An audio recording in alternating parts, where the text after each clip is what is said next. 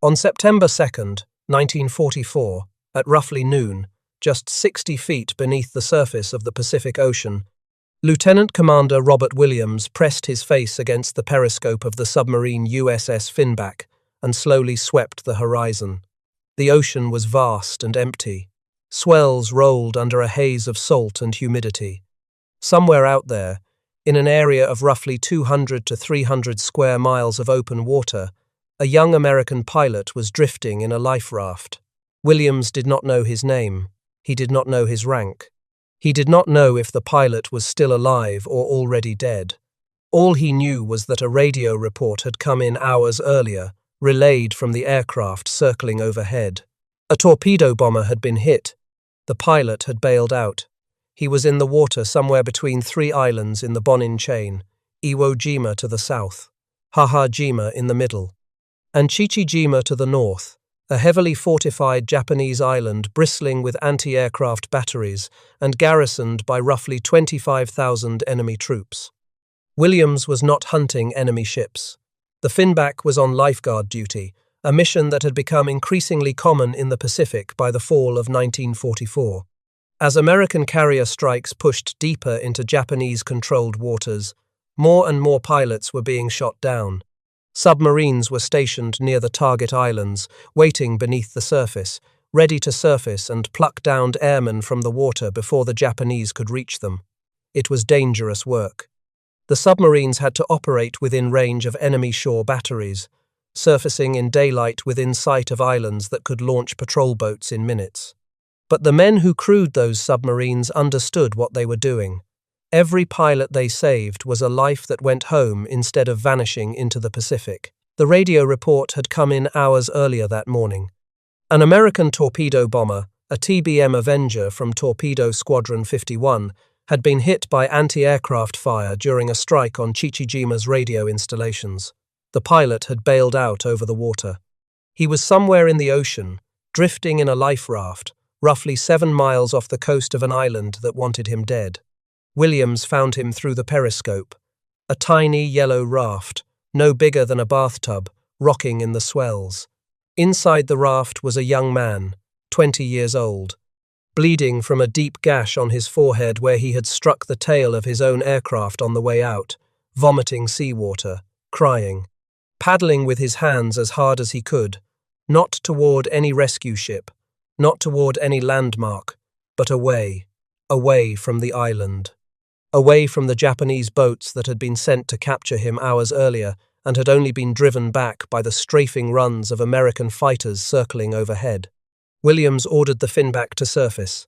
5 submariners climbed onto the forward deck. They hauled the young pilot out of his raft and onto the wet hull of the submarine.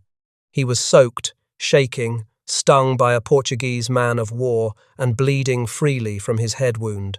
When he looked up at the men pulling him aboard, he said 4 words: happy to be aboard. He was the only man from his aircraft who survived that day.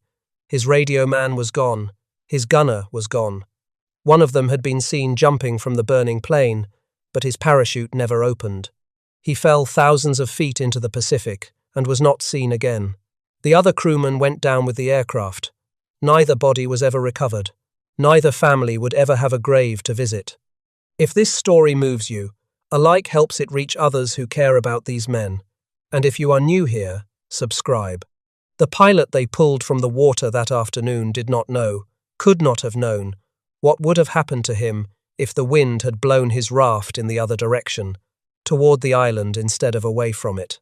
He did not know because no one knew, not yet, not for another 50 years. The truth about what was happening inside the bunkers and command posts on Chichi Jima was buried so deep that it would take a classified war crimes tribunal, a half-century of sealed government records, and a best-selling book published in 2003 to bring it into the light. But here is what can be said now, because the records have been opened, and the testimony has been read, and the facts have been verified. Across the months of American bombing raids on Chichi Jima, from the summer of 1944 through the winter of 1945, 9 American airmen escaped their aircraft after being shot down near that island. 8 of those 9 were captured by the Japanese garrison. 1, the 20-year-old in the yellow raft, evaded capture. He was the only airman who ever made it back from Chichi Jima. The 8 who were captured were beaten, tortured, and executed by beheading.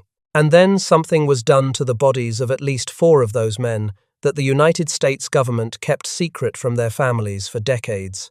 Something so far outside the boundaries of warfare that when military prosecutors finally brought the case to trial, they discovered that no existing law, no military code, no international convention had a name for what had been done. The young pilot who escaped that fate was named George Herbert Walker Bush. He would go on to become the 41st President of the United States. And for the rest of his life, he carried a question that never fully left him. Why was I the one who survived? Before we get to what happened on that island, and before we get to the answer that war crimes investigators uncovered in 1946, we need to understand who this young man was, and how a teenager from one of the wealthiest families in Connecticut ended up flying a torpedo bomber over one of the most dangerous targets in the Pacific Ocean. George Herbert Walker Bush was born on June 12, 1924, in Milton, Massachusetts, a quiet suburb south of Boston. His father, Prescott Sheldon Bush, was a managing partner at the Wall Street investment firm Brown Brothers Harriman. His mother, Dorothy Walker Bush, came from a wealthy and prominent family in St. Louis. She was competitive, athletic, and fierce in her expectations of her children. She taught George that bragging was unacceptable, that service to others was the measure of a man, and that no one cared to hear about how special you thought you were. Those lessons would stick with him for the rest of his life. The Bushes settled in Greenwich, Connecticut, where George grew up with his 4 siblings in a world of private clubs, caddies, summer homes in Kennebunkport, Maine, and the kind of quiet, inherited privilege that defined the New England establishment in the years between the wars. It was a sheltered life. It was a comfortable life. And it was a life that George Bush would walk away from before his 19th birthday. He attended Phillips Academy in Andover, Massachusetts, one of the most prestigious preparatory schools in the country. He was captain of the baseball team, captain of the soccer team, senior class president. A natural leader, tall and lanky, well-liked by almost everyone who knew him. Yale University had already accepted him. His path was written in ink, Wall Street, law or finance. A life modeled on his father's. The family expected it. The school expected it. Everyone who knew George Bush expected it. And then, on December 7th, 1941, the Japanese attacked Pearl Harbor. George Bush was 17 years old, sitting in a chapel at Andover, when the news reached campus. Something shifted inside him that morning, something that would redirect the entire course of his life. He did not wait. He did not deliberate. He decided on the spot that he was going to fight. But he was 17, too young to enlist. So he waited 6 months, through a winter and a spring that must have felt endless to a boy impatient to serve. The day after his 18th birthday, on June 13th, 1942, just days after graduating from Phillips Academy, George Herbert Walker Bush walked into a recruiting office and enlisted in the United States Navy as a seaman 2nd class. He wanted to fly. He was sent to pre-flight training at the University of North Carolina at Chapel Hill, then to naval flight training bases across the country. He was a natural in the cockpit. On June 9, 1943, at Naval Air Station Corpus Christi, Texas, he received his commission as an ensign and his wings as a naval aviator. He was 18 years old. He was one of the youngest pilots in the entire United States Navy, so young that his record would be a subject of debate for decades. What was beyond dispute was his ability. He could fly. He was assigned to Torpedo Squadron 51, designated VT-51, and trained on the Grumman TBM Avenger, a large, heavy, 3-seat torpedo bomber that could carry bombs, torpedoes, or depth charges. The Avenger was not a nimble aircraft. It was built to absorb punishment, deliver ordnance, and get its crew home. It carried a pilot, a radioman in a compartment below and behind the cockpit, and a turret gunner seated behind the pilot. Bush learned to trust the aircraft and the men who flew with him. His squadron deployed aboard the light aircraft carrier USS San Jacinto in the spring of 1944, attached to Air Group 51, part of the fast carrier task force operating in the Western Pacific. Bush's first taste of combat came in May of that year, during strikes against Japanese positions on Marcus and Wake Islands. In June, during the fighting around the Mariana Islands, his Avenger was hit by anti-aircraft fire and forced to make an emergency water landing. He and his crew were rescued by a destroyer, the USS Clarence K. Bronson. It was his first brush with death, but it would not be his last. On July 25th, near Palau, he participated in a strike that sank a small Japanese cargo vessel. By September of 1944, Bush was a seasoned combat aviator. He had been promoted to lieutenant junior grade on August 1st. He had flown mission after mission over enemy-held islands. He knew what flak looked like and what it sounded like, and what it felt like when it hit your aircraft. He was 20 years old. He had already survived more combat than most men would see in a lifetime, but nothing in his experience had prepared him for what was waiting over Chichi Jima. To understand why American pilots feared that island, you need to understand what Chichi Jima was, why it mattered to both sides of the Pacific War, and why the men who flew over it were among the unluckiest aviators in the entire theater. Chichi Jima is the largest island in the Bonin chain, a volcanic archipelago in the Western Pacific roughly 150 miles north of Iwo Jima and approximately 700 miles south of Tokyo. The Japanese called the Bonins the Ogasawara Islands. They had controlled them since the 19th century. Chichi Jima itself is small, a few miles across, mountainous, covered in dense tropical vegetation, ringed by steep cliffs and narrow beaches. In peacetime, it was unremarkable. A naval port, a fishing community, a quiet outpost at the edge of the Japanese Empire. In wartime, it became one of the most heavily fortified islands in the Pacific. The Japanese understood its strategic value perfectly. Chichi Jima sat astride the air and sea lanes connecting the Japanese home islands to the Central Pacific. Whoever controlled the Bonins controlled the approach to Japan itself. The garrison on Chichi Jima eventually grew to roughly 25,000 troops, army and navy combined, all under the overall command of Lieutenant General Yoshio Tachibana. The naval base was commanded by Admiral Kunizo Mori. They had built gun emplacements into the mountainsides, carved tunnels and bunkers through the volcanic rock, and installed layers of anti-aircraft batteries that could reach aircraft approaching from any direction. The terrain itself was a weapon. The peaks and ridges channeled attacking aircraft into narrow approach corridors where the concentrated fire of dozens of guns could shred them before they reached their targets. More than 100 American airmen were shot down in and around the Bonin Islands over the course of the war. The vast majority of them died with their aircraft or perished in the water before rescue could arrive. Only a handful were pulled from the sea by lifeguard submarines. The rest vanished. But the anti-aircraft guns, lethal as they were not the primary reason the island mattered. The reason was a pair of radio transmitter and surveillance stations built on the high ground. Those stations intercepted American military communications and relayed warnings to Japanese forces across the Western Pacific. Every time American bombers launched from their bases toward the Japanese home islands, Chichi Jima's radio operators picked up the transmissions and alerted the defenses. Every time a carrier task force moved through the region, Chichi Jima tracked it and reported its position. The island was an early warning system, a listening post, and a communications relay station that extended the eyes and ears of the Japanese military hundreds of miles beyond the home islands. Knocking out those transmitters was essential to the planned invasion of Iwo Jima and to the escalating air campaign against Japan itself. American carriers had been striking Chichi Jima since June of 1944. The raids were frequent, dangerous, and frustrating. The Japanese rebuilt the radio installations almost as fast as the Americans could destroy them. Every strike meant flying through the worst anti-aircraft corridor in the Pacific, dropping bombs, and running for the ocean. Leo Nadeau, Bush's regular turret gunner, said flatly that the anti-aircraft fire on Chichi Jima was the worst they had ever seen.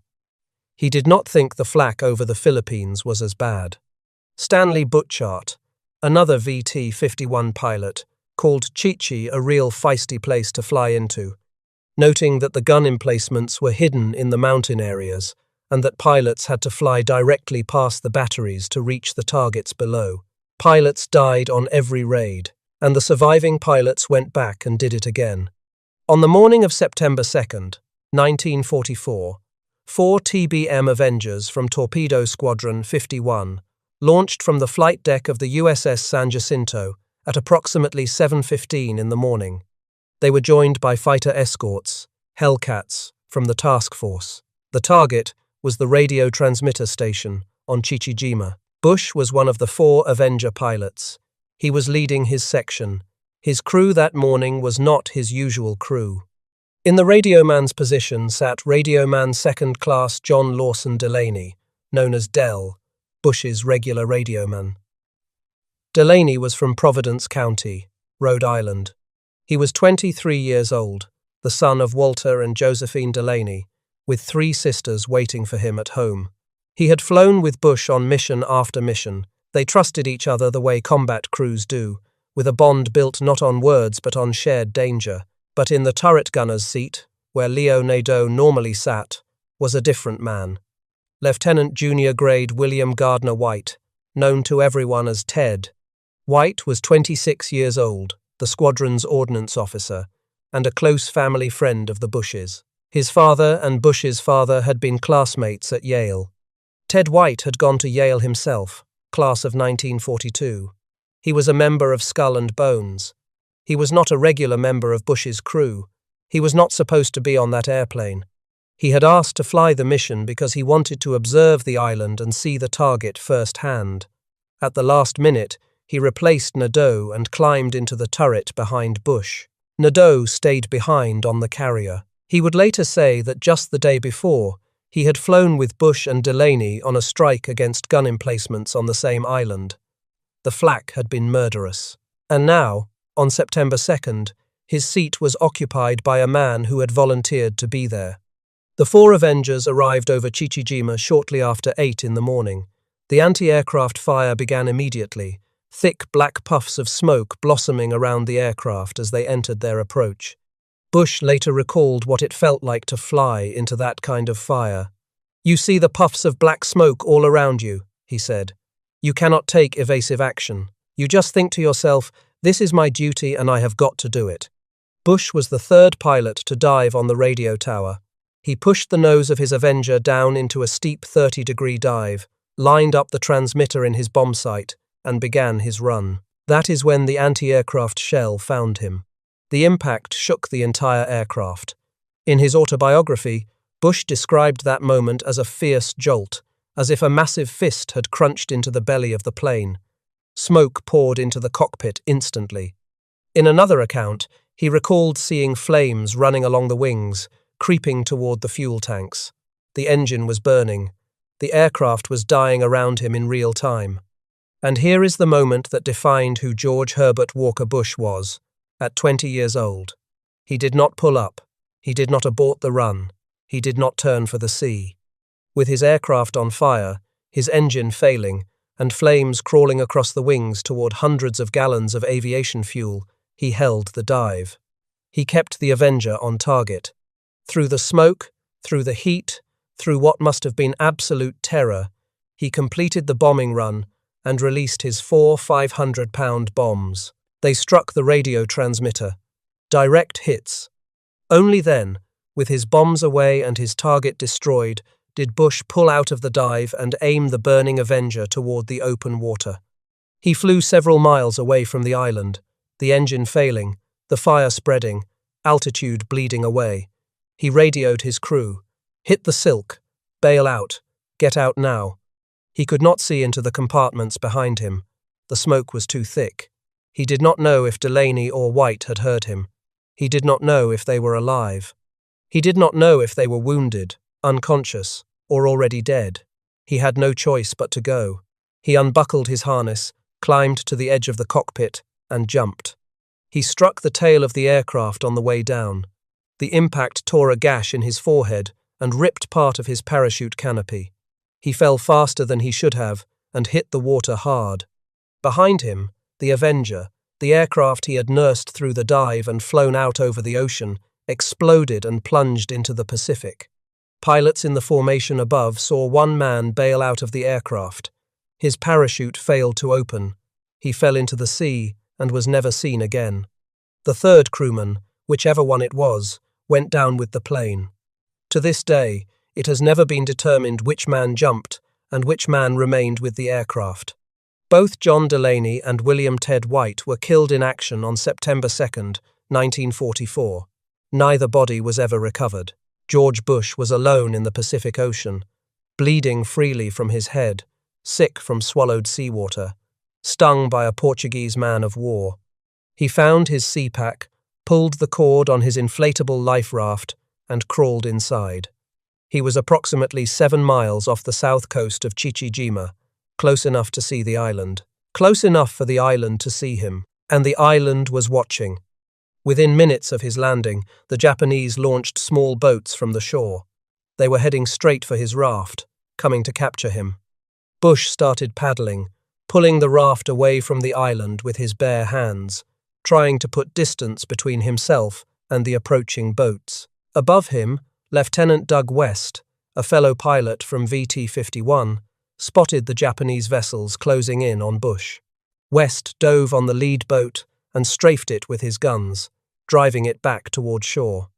Other fighters circled overhead, keeping the boats at bay while Bush paddled. For more than 3 hours, George Herbert Walker Bush sat alone in that raft in the open Pacific.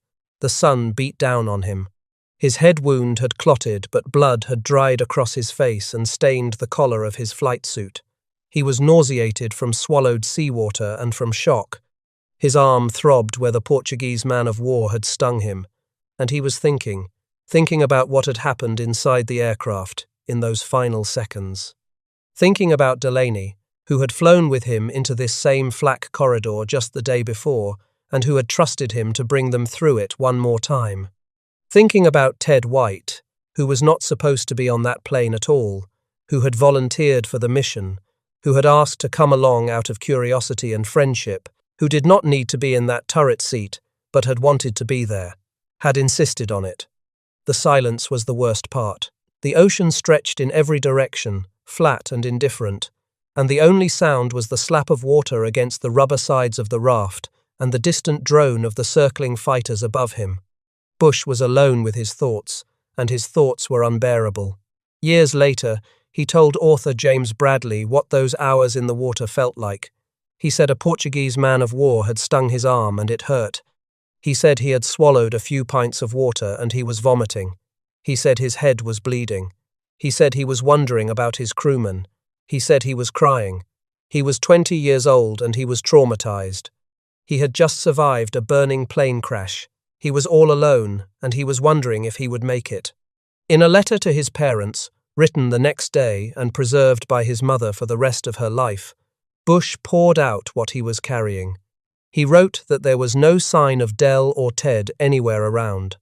He wrote that he was afraid he was pretty much a sissy about it because he sat in his raft and sobbed for a while.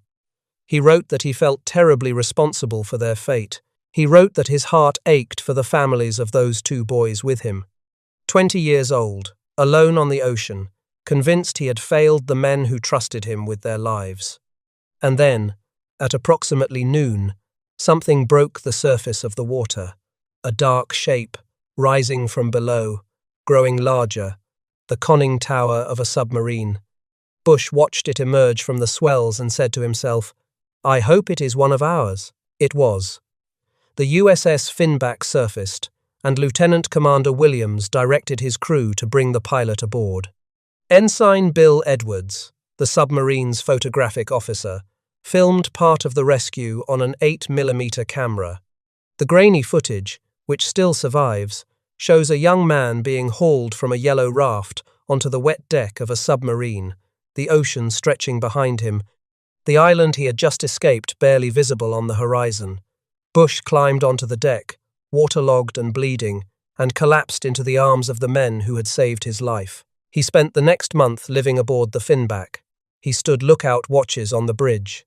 He ate meals with the crew in the cramped mess compartment. He helped with the rescue of other downed aviators during the same patrol. The Finback picked up several more pilots over the following days, including Ensign James Beckman, who was rescued near Chichi Jima under extraordinary circumstances. At one point during the patrol, the submarine was depth-charged by the Japanese. On another occasion, she engaged and sank 2 enemy freighters. Bush was aboard for all of it. He had gone from flying above the Pacific to living beneath it, from dropping bombs to riding torpedoes, from the open sky to the steel tube of a submarine that was being hunted by the same enemy he had been bombing the day they pulled him from the water. When the submarine put into Midway at the end of the patrol, Bush was offered extended shore leave and rest. He declined. He wanted to get back to his squadron. He returned to the USS San Jacinto in November of 1944 and flew additional combat missions over the Philippines. By the time the war ended, he had completed 58 combat missions, logged 1,228 flight hours, and made 126 carrier landings.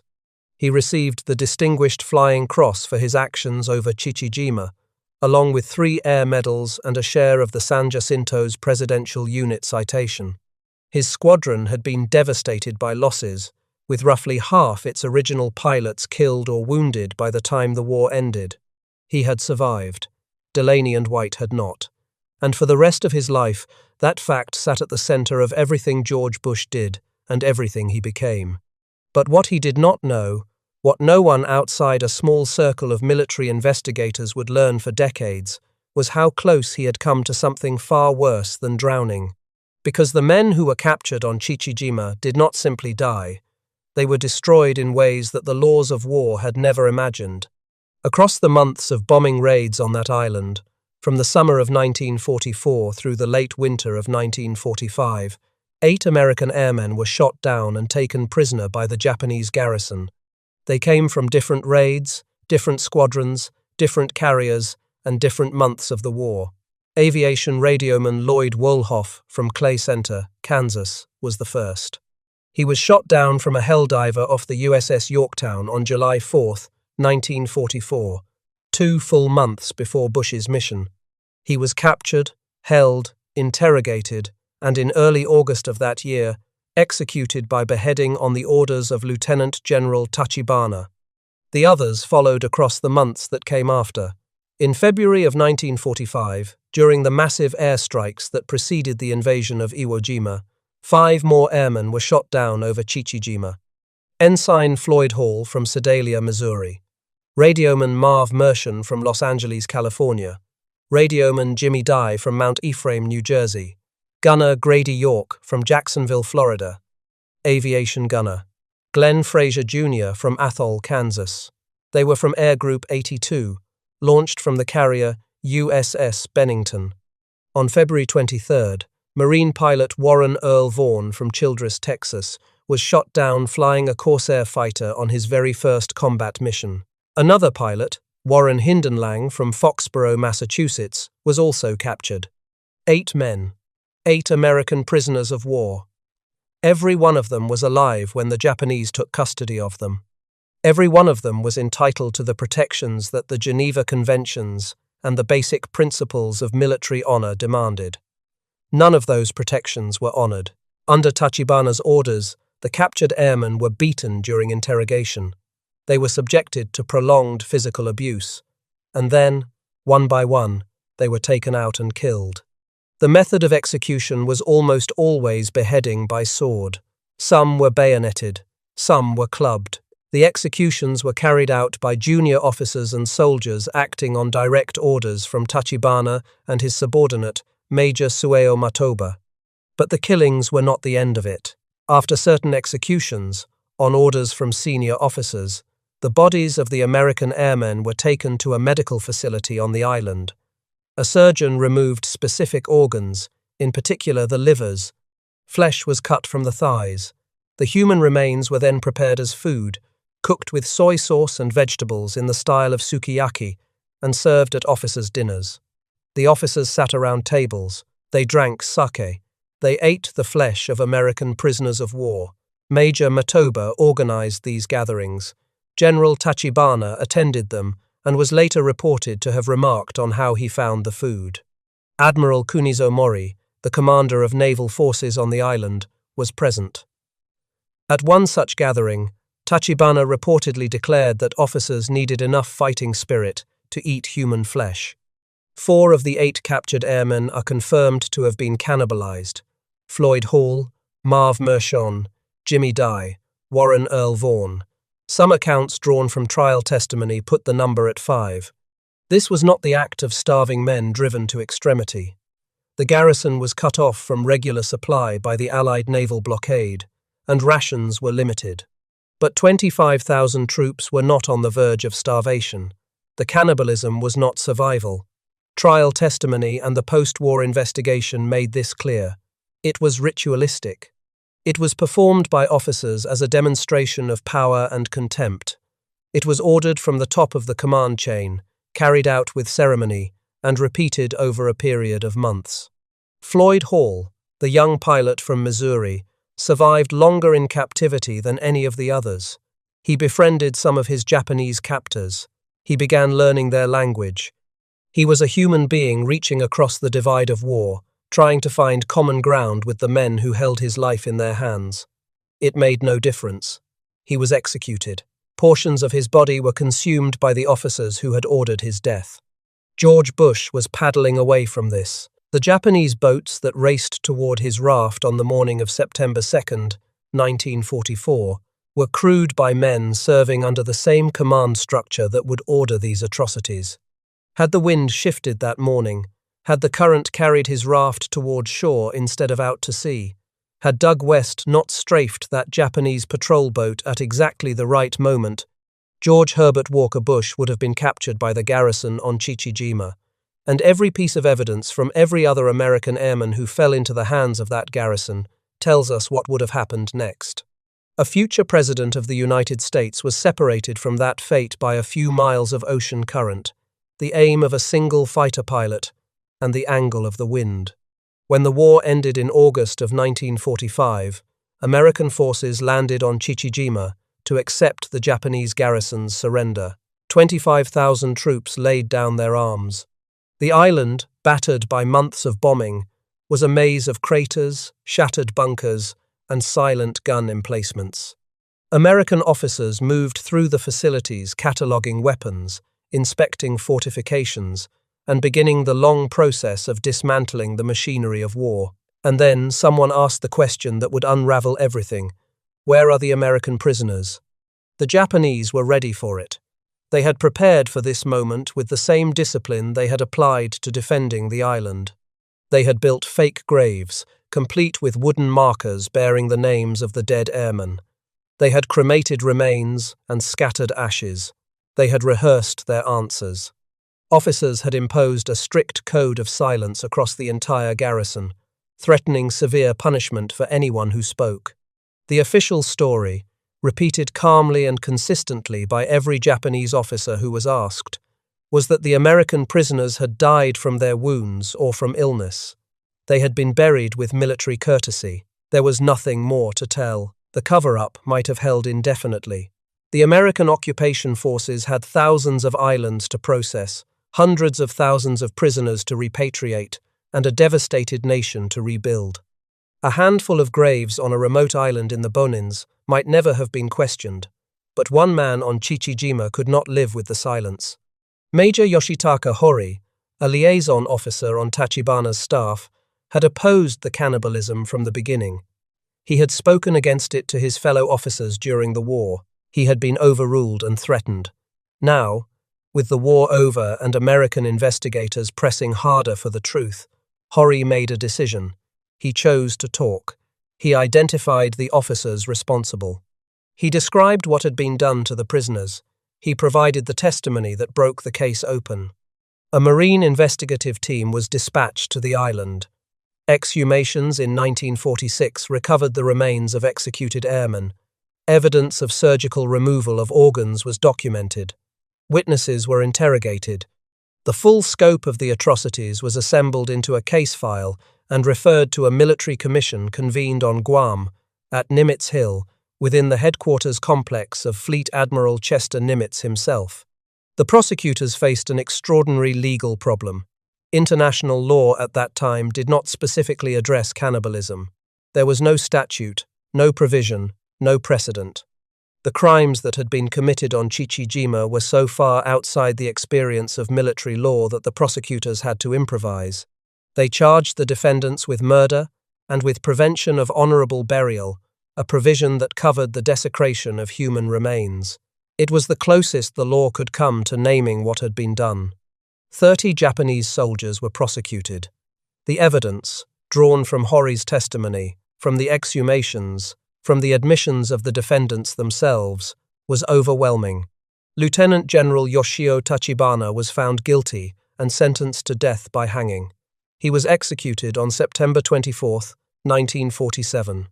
Major Sueo Matoba, the man they called the Tiger of Chichi Jima, was found guilty and hanged. Captain Yoshi and other senior officers were convicted and executed.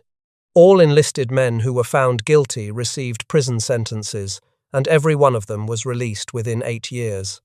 The trial records were sealed, classified, locked away.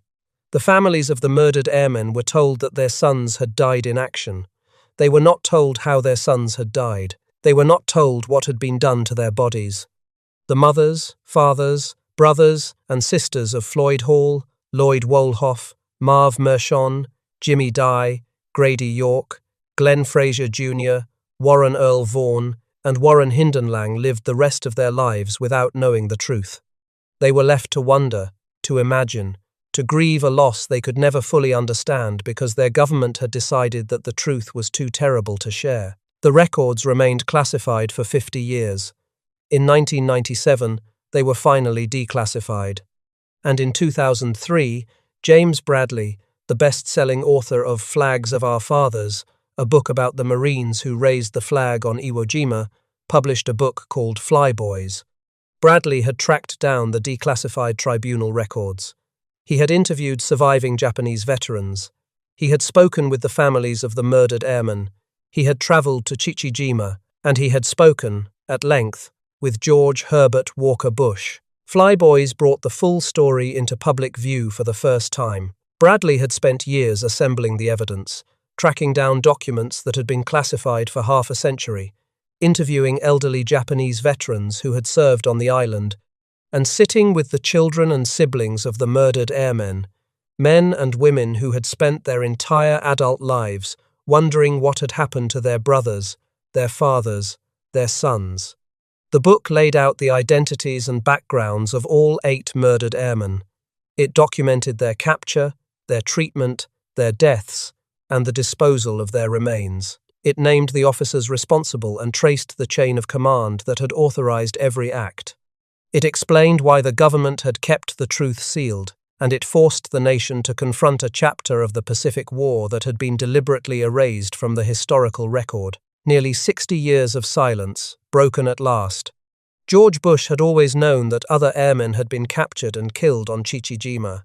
The general outlines of the story were not new to him, but the specific details of the cannibalism, the officers' dinners, the ritual consumption of human flesh, those details were new. He had not known until Bradley's research brought the truth out of the sealed files, and the knowledge settled onto a man who had already spent a lifetime carrying the weight of having survived when others had not. He now understood not only that he had escaped death over Chichi Jima, but that he had escaped something that exceeded the boundaries of anything he had imagined. From the day he was pulled out of the Pacific, George Bush lived with a question that shaped everything. In his letter home on September 3, 1944, he wrote that his heart ached for the families of those 2 boys. He told interviewers decades later that he had felt this very deep and profound gratitude and a sense of wonder. Why had he been spared, and what did God have in store for him? That was not a casual question. It was not a passing thought in the emotional aftermath of combat. It was the central question of George Bush's life. It followed him out of the Pacific. It followed him home. It followed him into the decades that came after.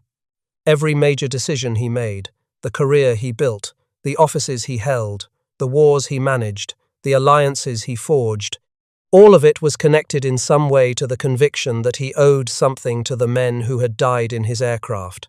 He owed something to Delaney and White. He owed something to the time he had been given, and he could never let himself waste it. Bush married Barbara Pierce on January 6, 1945, while the war was still raging in Europe and the Pacific.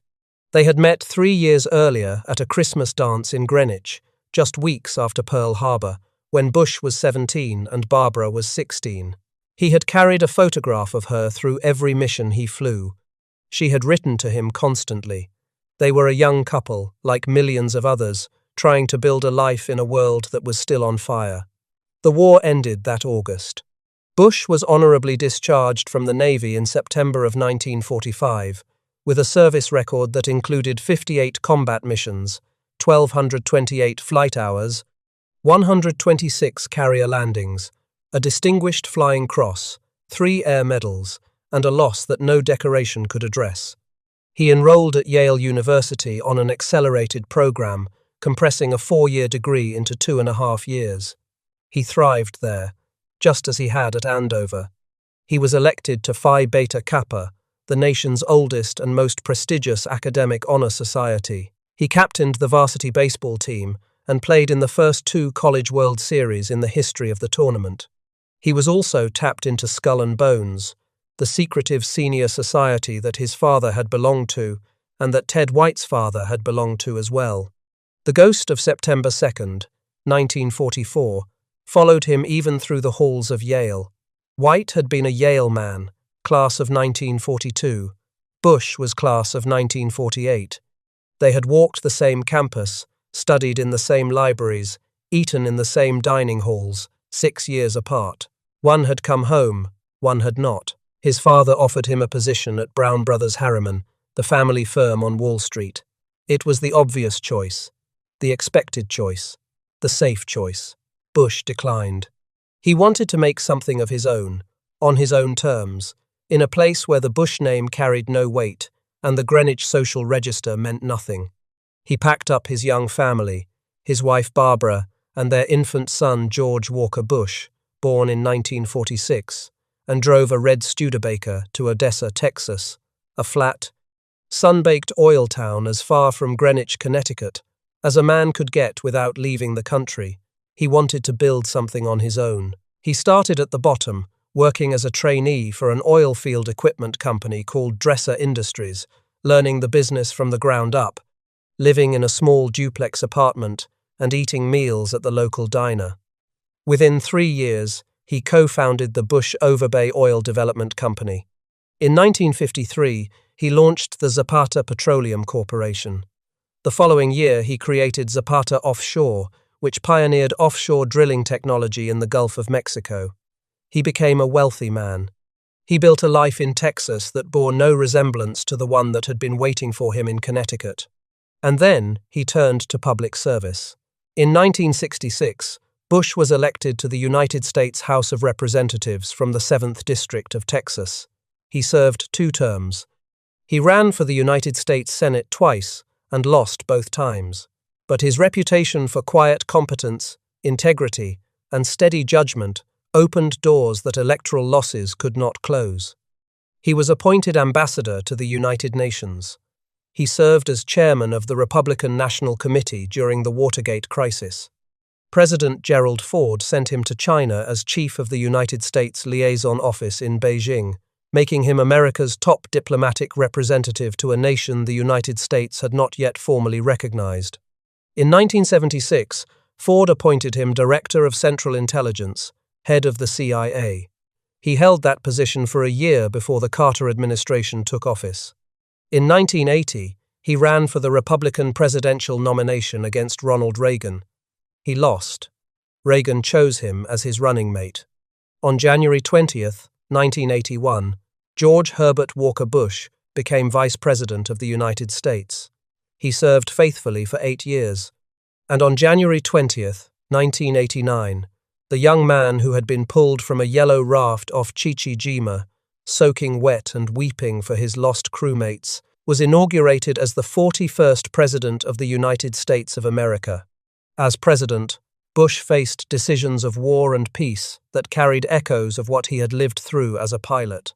When Iraq invaded Kuwait in August of 1990, Bush assembled a coalition of 35 nations, secured United Nations authorization, and launched Operation Desert Storm in January of 1991. The air campaign began on January 16th. The ground war, launched on February 24th, liberated Kuwait in approximately 100 hours. American combat deaths numbered fewer than 150.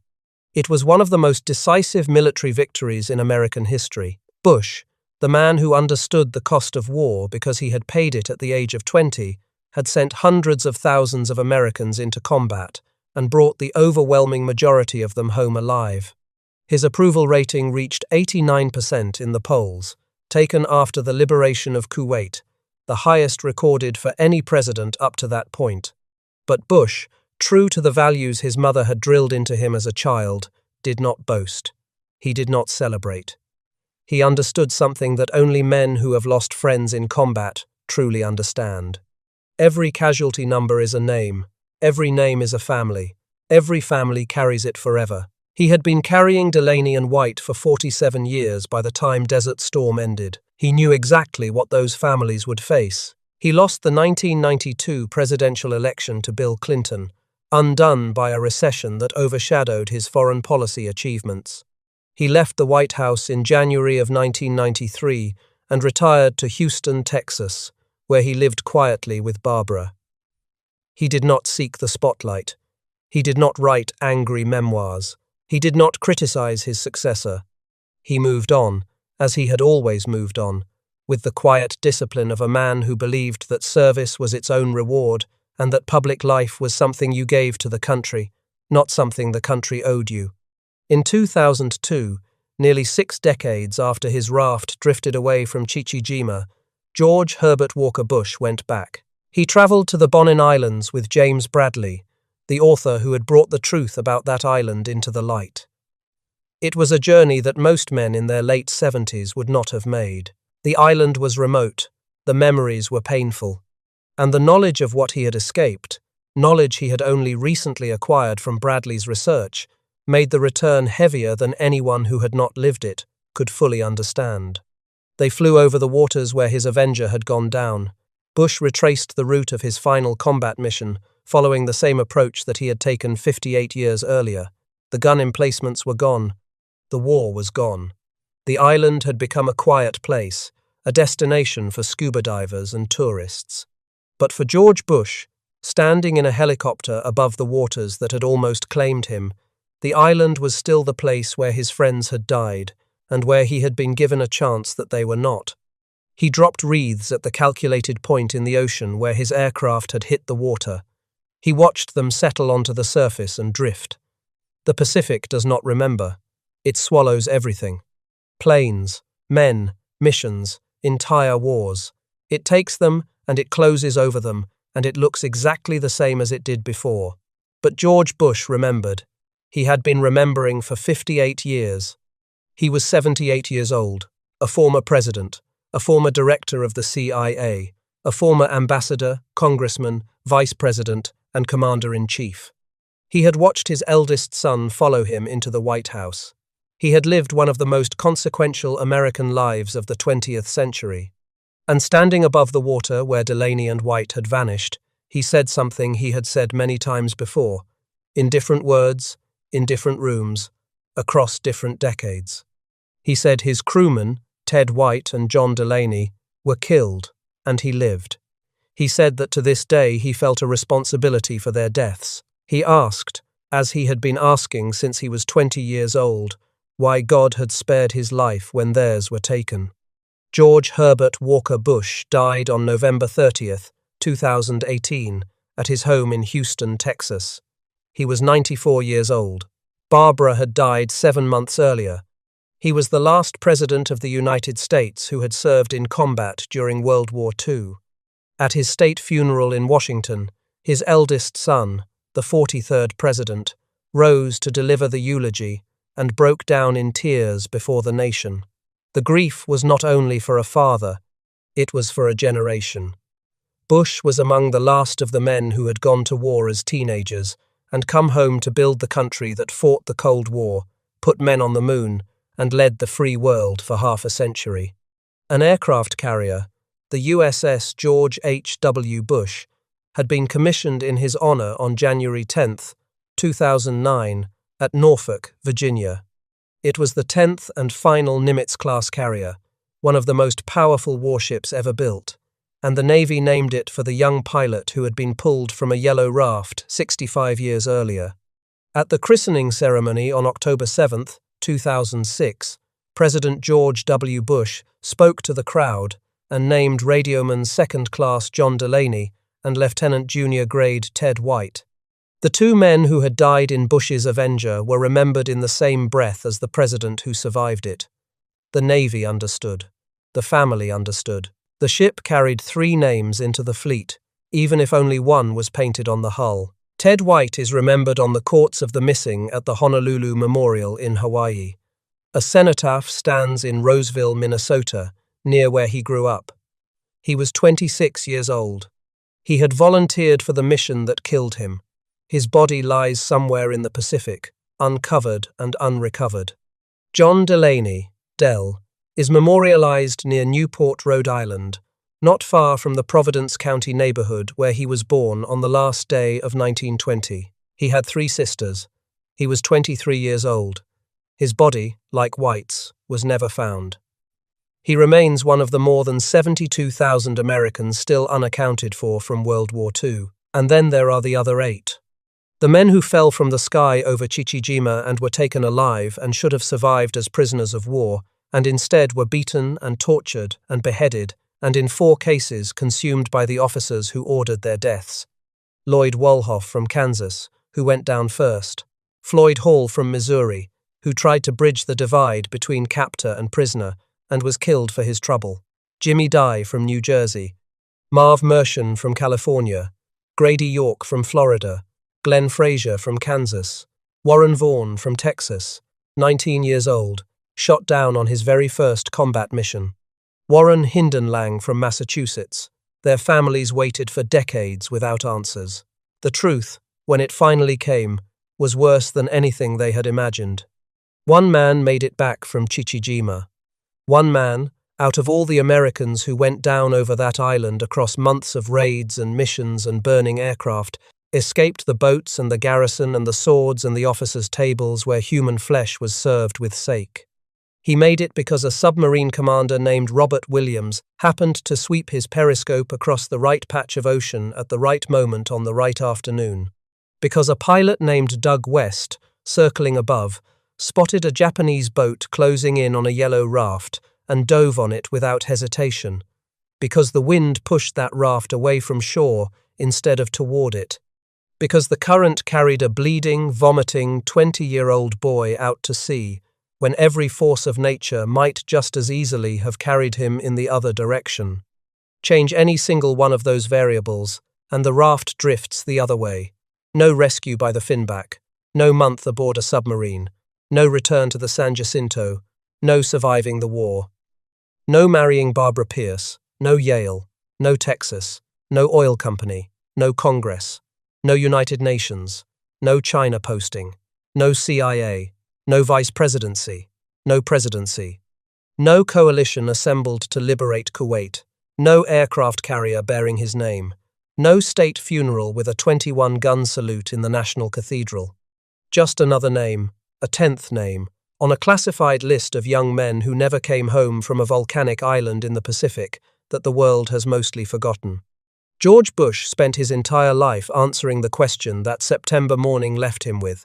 He never answered it in words. He answered it in service. 60 years of it. From the cockpit of an Avenger to the Oval Office and beyond, every step was shaped by the knowledge that he had been given time that Delaney and White and 8 other young Americans had not. He used that time. He filled it. He tried to be worthy of it.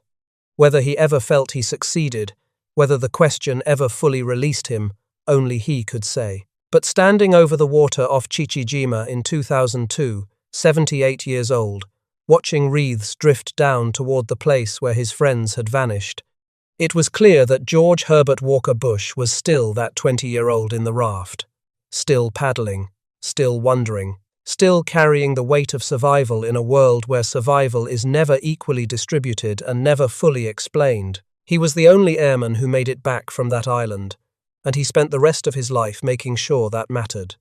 Thank you for spending these minutes with these men. If this story reached you, a like is the single best way to help it find others who care about this history. If you are not subscribed, now is a good time. And the bell ensures you never miss one of these. I would love to hear where you are watching from today. And if someone in your family served in the Second World War, a father, a grandfather, an uncle, a neighbor you grew up hearing stories from, tell me about them in the comments. Every one of those men carried a story like the ones you just heard. Most of them never told it.